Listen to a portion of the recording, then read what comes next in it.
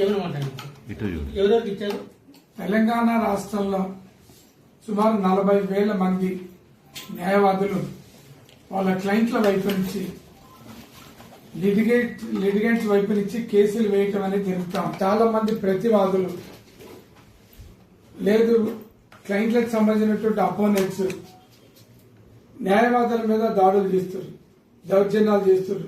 కొంతమందిని ప్రయోజనం లేకుండా పోయింది. గట్టు వామన్ రావు, గట్టు నాగమణులని నడి రోడ్డు మీద చంపడం అనేటువంటి జరిగింది. కరీంనగర్లో మల్లారెడ్డి, నల్లగొండలో విజయ్ రెడ్డి, ఇబ్రాహీంపట్నం. తెలంగాణ రాష్ట్రంలో 40,000 పై చిలుకు న్యాయవాదులు తమ వృత్తిని కొనసాగిస్తాం. ముఖ్యంగా రాష్ట్ర వ్యాప్తంగా న్యాయవాదులు తన విధి నిర్వహణలో భాగంగా వృత్తి ధర్మంగా చాలా మంది లిటిగెంట్స్ వాళ్ళ దగ్గరికి వస్తే వాళ్ళు ఏం చేస్తారు, క్లయింట్ల వైపు నుంచి అన్ని కోర్టులలో రకరకాల కేసులు, property litigation cases, recovery of మనీకి సంబంధించినటువంటి కేసెస్, తర్వాత పోలీసుల యొక్క బాధితులు వస్తే వాళ్ళ వైపు నుంచి కేసులు, లేదు పబ్లిక్ రిప్రజెంటేటివ్స్ ముఖ్యంగా అధికారాలు ఉన్నటువంటి నాయకులు, మంత్రులు, వాళ్ళకి సంబంధించినటువంటి వాళ్ళు రిలేటివ్స్, వాళ్ళందరికి సంబంధించినటువంటి ఇష్యూస్లలో కేసులు వేయటం, క్లయింట్ల వైపున కొట్లాడటం అనేటువంటి జరుగుతాం.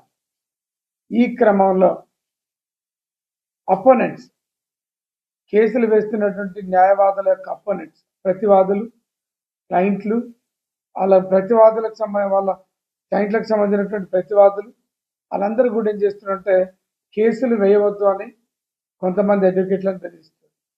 కేసులు వేసిన కేసులు విత్డ్రా చేసుకోమని బెదిరిస్తున్నారు. లేదు ధైర్యంగా అడ్వకేట్లు ఏ రకంగా భయపడకుండా కేసులు నడిపితే ప్రతివాదులకు సంబంధించినటువంటి క్లయింట్లు, ఫాలోవర్స్ అందరూ కూడా చాలా మంది అడ్వకేట్ల మీద దాడులు చేయటం, దౌర్జన్యాలు చేయటం, కొంతమందిని చంపటం, ఈ రకంగా న్యాయవాదులకు రక్షణ లేకుండా పోయింది. ముఖ్యంగా కొంతమంది గట్టు వామన్ రావు, గట్టు నాగమణి అనేటటువంటి ఒక ఇద్దరు న్యాయవాదులు అప్పుడున్నటువంటి ప్రభుత్వం మీద పబ్లిక్ ఇంట్రెస్ట్ లిటిగేషన్స్ వేయటం, అక్కడున్నటువంటి కొంతమంది అధికార పార్టీకి సంబంధించినటువంటి వ్యక్తుల మీద కేసులు కట్టడం వల్ల జీర్ణించుకోలేనటువంటి గత ప్రభుత్వ అధికారులు, ప్రభుత్వ పెద్దలు న్యాయవాదుల్ని నడి రోడ్డు మీద నరికి చంపినటువంటి పరిస్థితి కనపడింది. కరీంనగర్లో మల్లారెడ్డిని చంపారు, వరంగల్లో ఇంకొక న్యాయవాదిని చంపారు, ఇబ్రాహీంపట్నంలో ఒక ఇజ్రాయెల్ అనేటువంటి వ్యక్తిని చంపారు, నల్లగొండలో విజయ్ రెడ్డి అనేటువంటి ఒక అడ్వకేట్ని చంపారు.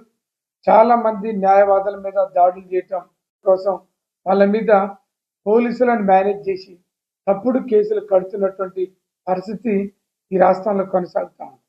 ఇంకా కొంతమంది అపోనెంట్లు వచ్చేసి బార్ కౌన్సిల్లో న్యాయవాదుల మీద కంప్లైంట్లు ఇస్తూ ఉంటారు.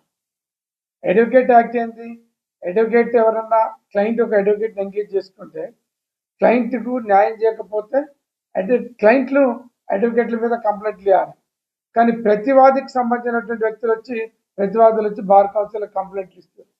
వాటిని నమోదు చేయటం, పోలీసులు హెరాస్ చేయటం, న్యాయవాదులను పిలిచి రకరకాలుగా ఇబ్బందులు పెడుతున్నటువంటి దారుణమైనటువంటి పరిస్థితి, బార్ కౌన్సిల్లో తప్పుడు కంప్లైంట్లు వేస్తున్నటువంటి దారుణమైనటువంటి పరిస్థితి కనపడతాం. అందుకనే ఒక్క న్యాయవాదుల ప్రతినిధిగా నేను గౌరవ ముఖ్యమంత్రి గారికి, గౌరవ చీఫ్ జస్టిస్ గారికి గతంలో అనేక సార్లు మేము రిప్రజెంటేషన్లు ఇవ్వటం అనేది జరిగింది.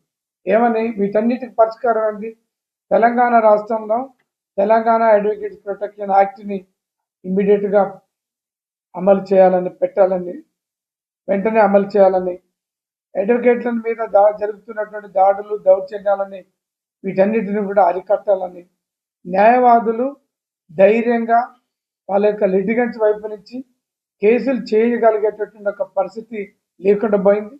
వాటన్నిటిని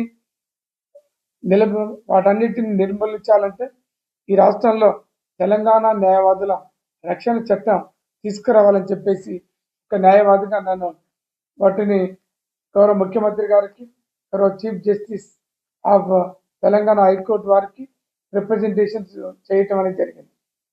ముఖ్యంగా అసెంబ్లీ ఎన్నికలకు ముందు కాంగ్రెస్ పార్టీ ఎన్నికల ప్రచారంలో భాగంగా ఈ రాష్ట్రంలో అడ్వకేట్లకు సంబంధించినటువంటి ప్రొటెక్షన్ యాక్ట్ని తీసుకొస్తామని ప్రొటెక్షన్ వాళ్ళు మేనిఫెస్టోలో కూడా చెప్పడం అనేది జరిగింది.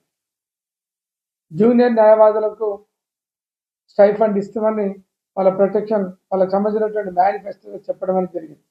కానీ ప్రభుత్వం ఏర్పాటు అయ్యి దగ్గర సంవత్సరంన్నర 2 సంవత్సరాలు కావస్తున్నప్పటికీ న్యాయవాదులను రక్షించడానికి కావాల్సినటువంటి న్యాయవాదుల రక్షణ చట్టం అనేది తీసుకురావటంలో వెనకబడుతుంది. ఒక్క రూపాయి కూడా ఖర్చు లేదండి. రూపాయి ఖర్చు లేకుండా చట్టం చేయగలిగేటటువంటి ఒక అవకాశం, న్యాయవాదులను రక్షించేటటువంటి ఒక అవకాశం ప్రభుత్వం అనుకుంది. అందుకనే గౌరవ ముఖ్యమంత్రి గారిని, గౌరవ చీఫ్ జస్టిస్ ఆఫ్ తెలంగాణ గారిని నేను ప్రత్యేకంగా ఒక న్యాయవాదుల ప్రతినిధిగా నేను రిక్వెస్ట్ చేసేది ఏంటంటే, అర్జెంటుగా రాష్ట్రంలో తెలంగాణ న్యాయవాదుల రక్షణ చట్టం తేవాలి. న్యాయవాదుల మీద జరుగుతున్నటువంటి దాడులు, దౌర్జన్యాలు, హత్యల్ని హత్యల్ని నిర్మూలించడానికి, న్యాయవాదులను రక్షించడానికి కావాల్సిన చట్టాన్ని ఇమ్మీడియట్గా రాష్ట్రంలో చట్టం చేయాలి.